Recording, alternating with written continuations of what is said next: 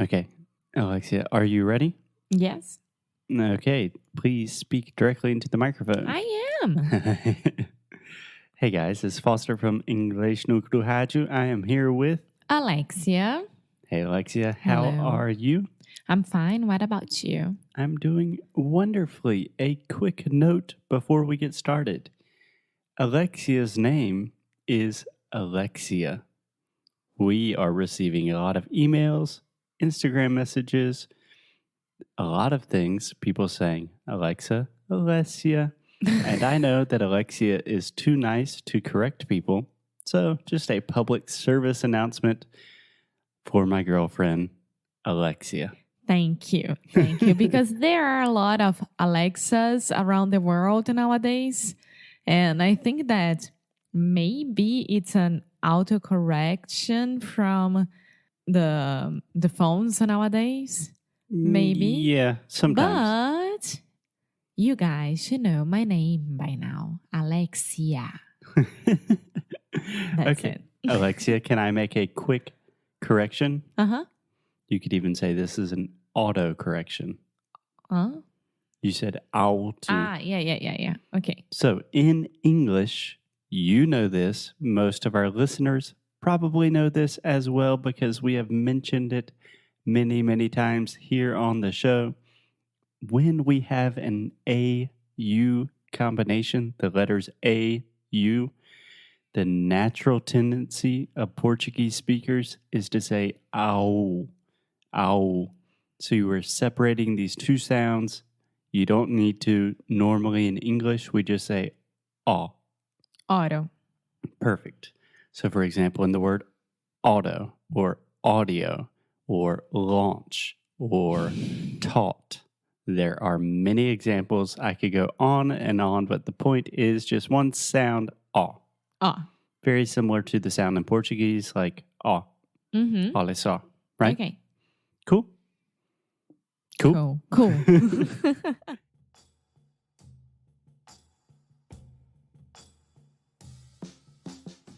Oi, pessoal! Bom, mais um dia, mais um episódio aqui do Inglês no Rádio e eu tenho uma ótima notícia para você. Você que estava querendo se inscrever no Prepositions Perfection, ou no Book Club, ou no First Impressions, ou nos três, agora você pode. Vai lá no inglesnuecrupodcast.com, dá uma olhada porque nós reabrimos as inscrições. E nós fizemos isso pela quantidade de e-mail e mensagem que nós recebemos tanto no Instagram, quanto no e-mail, claro, e no Facebook pedindo para novas inscrições para que a gente abrisse de novo. Então é isso. Vocês pediram, nós escutamos e nós fizemos. Vá lá no inglesnuecrupodcast.com e veja o que a gente preparou para vocês, tá? Então é isso. Agora, claro, vem um recadinho de quem vocês já sabem, né?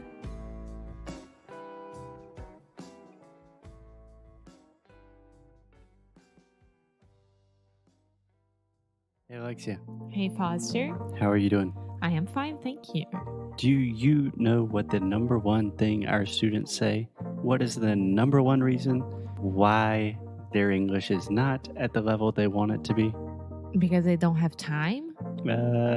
That's up there, but it's not the number one reason. Which is? They get very nervous, anxious when they talk. They don't know what to say. They don't have people to talk to. The entire situation just makes them anxious. Yeah. I And hear I get that. Yeah, I totally get it too. It's difficult. It's anxiety-provoking speaking to new people. That's why we recommend Cambly, because you can talk to native speakers, native professors, 24/7 English classes on demand. You can practice all of this stuff so you don't have to be anxious when you're meeting real people in the physical world. You can do it online. First, go to Cambly.com. And put our referral code Inglês no Podcast. Desse jeito você ganha uma aula de graça. Now, on with the show. Okay, so this week on the show, we are talking about books. The act of reading. Or just reading. Yes, reading in general. So, Alexia, I have not told you too much about what I'm doing in my private time on the computer. This is so weird. It would be weird. with your dirty mind. But knowing that I am an extreme nerd, I am organizing all of the things that I have read and all of the books that I've listened to. And I am taking my notes, I am exporting them, I'm putting them in a nice little folder so everything is clean and organized so I can always have them there. I never had the habit of taking notes. Taking notes after reading or during the reading. Never. Really? Yeah. Okay. That's interesting because I think I developed this in college. So I studied at a very small private liberal arts university where we had to read a shit ton of books. And the only way that you could retain all of the information is just highlighting, taking notes, because you could not review the entire book. So I think really my note taking just started from studying in university. Yeah, I never had that. I always read a lot because I liked it, but I never ever kept notes from anything. Yeah. So in the past, I would normally just underline things in a physical book or highlight things. And then reviewing for an exam, maybe I would write them. But you're talking about college books, right? Yeah, not necessarily textbooks, but things for academic study. Yeah. But then I started doing that for books that I just liked. Mm-hmm. And honestly, I started doing that with fiction and novels because of our friend Jordan. That I noticed Jordan is a writer and a voracious reader. And if you see his books that he reads, each page has hundreds of notes. That's interesting. It's like, I liked the way he used this word. This famous author should have put a comma here. But nowadays, it is much easier to really take advantage of what you are reading with technology, especially with a Kindle or I think most e-readers. Because, for example, with a Kindle, you can highlight a section of a book. So, for example, I'm reading a book and I really like a quote or a phrase or a paragraph or even one word that I do not know. I can highlight that word. It gives me the definition. It gives me synonyms, other uses of that word. And then I can just take all of my highlights from the book and export them to a document. And that's what I'm doing. Yes, I remember that we talked about it in an older episode about Kindle. And most of people, they didn't know about this, like what Kindle can do to help you during the reading and use it for like learning languages as well. Because if you don't know a word, you can just press it and it gives you the synonym. It gives you synonyms, definition, etymology.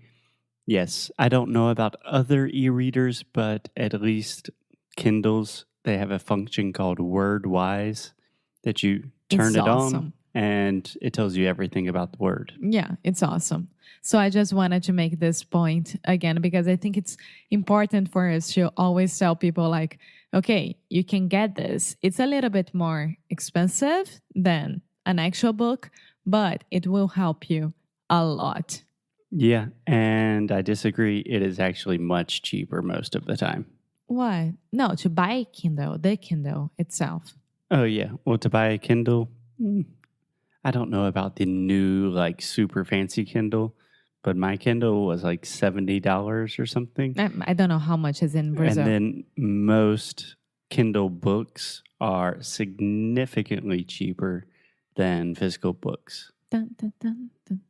Yes, it is 5:30 here in Porto, Portugal on a Sunday. Don't know what that means, but it means church bells are ringing. It just sounded. Okay, so something really interesting I noticed in this process, Alexia, is I read a lot of weird shit that I did not recognize. you know? What do you mean? Like, what's weird shit for you? Okay, do you just want to hear a quick list of my most recent reads? Yeah, go ahead. So just imagine, I was imagining there would be like a consistent theme. Like, okay, I'm just reading business books or I'm just reading science fiction. But just listen to some of my most recent titles. Company of One, a book about running a small business, which we do. My Age of Anxiety, a book about an author that suffers a lot from anxiety. The Second Mountain, a book about the difference between being a boy and a man by a weirdly conservative journalist. I am relatively on the liberal side of things, but this journalist spoke at my university one time. The End of Jobs and the Future of Work. Bird by Bird. Outer Order. Inner Calm. Okay, let's keep going. Maybe you should talk to one. Maybe you should talk to someone. Thirst, a book about a nonprofit organization trying to save the water crisis. The Storytelling Animal. Vagabonding. The Awkward Thoughts of Comedian W. Kamau Bell. Comedy Sex God. I Will Teach You to Be Rich. The Story of Human Language. Okay, so you are all over everything. Are you noticing a theme? No. Yeah, that's exactly what I was talking about, that I'm surprised. I thought there was a theme to what I was reading. No, just all over the place. But I think that's good. You know, like you look at a book, you are interested, and you buy it and you read. You don't have to follow a theme for that. Oh, I was delighted by the fact that I don't like labels. I don't want someone to say, oh, Foster, he's like this. He only reads things like this. And I don't know why I'm kind of against that philosophy. But when I'm looking at all the things that I've read recently, yeah, it's difficult to put a label on that. So, Alexia, what kind of books do you normally like to read? I love reading novels, that's for sure. Okay, novels, are we talking about just general fiction, memoirs? Yeah. Okay. Yeah. I just love. I think it's because it was so good during the time and you all know about it right now, but Harry Potter books were amazing for me, every single one. But I don't like this kind of books anymore. These kinds of books. These kinds of books anymore. These kinds of books. These kinds of books. There we go. Just Harry Potter. Anyone who tries to copy or imitate that, I'm like, no, it's not Harry Potter, you know, like, I don't like it. Okay, we are not going to enter into the Harry Potter, Lord of the Rings debate again on this show, but do you have so you like fiction? Yeah. So do you have a more specific category that you feel like you normally are more interested in? For example, I feel like your dad really loves like historical fiction, history in general. Do you have kind of a category like that? I don't know, to be honest. I think that the books that grab my attention more, can I say that? Perfect.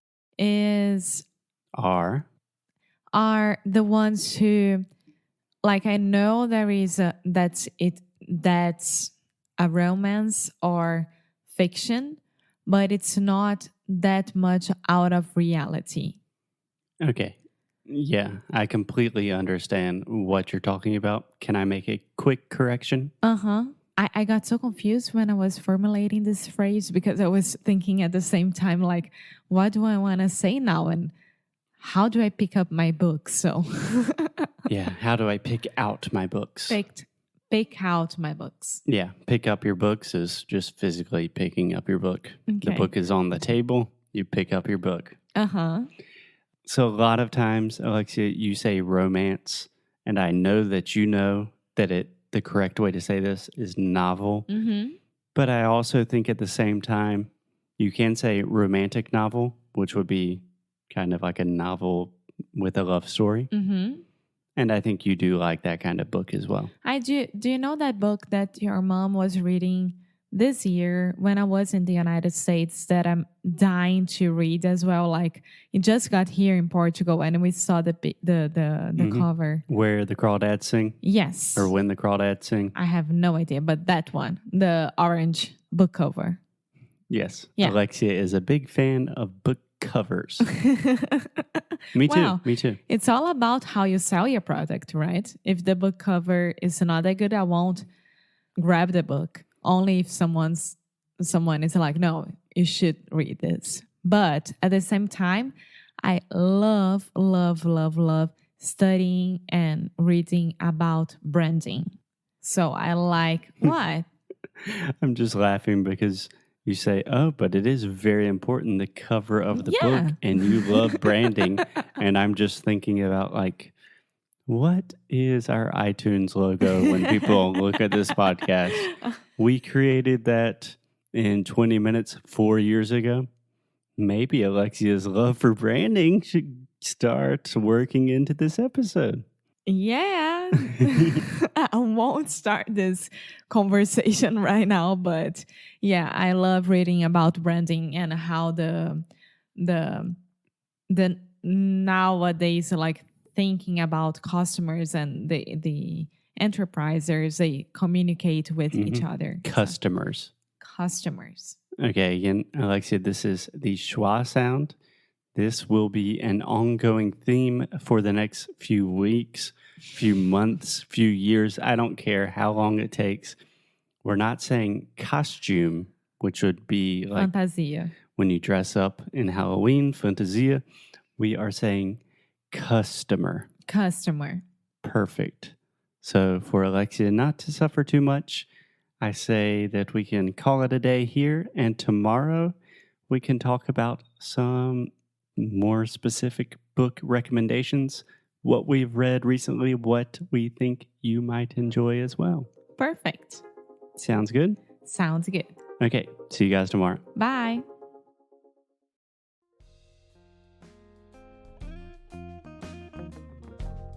Muito obrigada por ter escutado mais um episódio aqui do Inglês no Rádio. Espero que vocês tenham gostado. Mandem e-mail, mandem mensagem lá no Instagram, conversa com a gente, porque eu adoro fazer essa troca com vocês. Bom, outro dia eu fiz uma pergunta para o nosso pessoal que se inscreveu na nossa newsletter sobre o que eles gostariam de escutar, o que eles estão sentindo falta aqui no Inglês no Rádio. E uma das coisas, né, que foram respondidas, que não tem a ver com o Inglês no Rádio, digamos assim, que é sobre os nossos challenges. A maioria de vocês pediu para que nós reabríssemos os challenges. Então, nós fizemos isso. Vá lá no inglesnuecrupodcast.com, dá uma olhada no que a gente preparou para vocês. Então, desde janeiro, nós estamos lançando challenges, literalmente desafiando vocês a saírem dessa zona de conforto e se jogarem nesse mundo do inglês que é maravilhoso. E cada challenge é um assunto diferente. Então você pode ir lá, dar uma olhada em tudo. Se tiver qualquer dúvida, é só mandar e-mail para suporte@inglesnuecrupodcast.com, que é o meu e-mail. E eu vou responder em até 48 horas, tá bom? Então é isso. De novo, muito obrigada por ter ficado até o final. Se você escutou até agora, parabéns, porque você é o máximo. E é isso. Então, é isso, gente. Até a próxima. Tchau!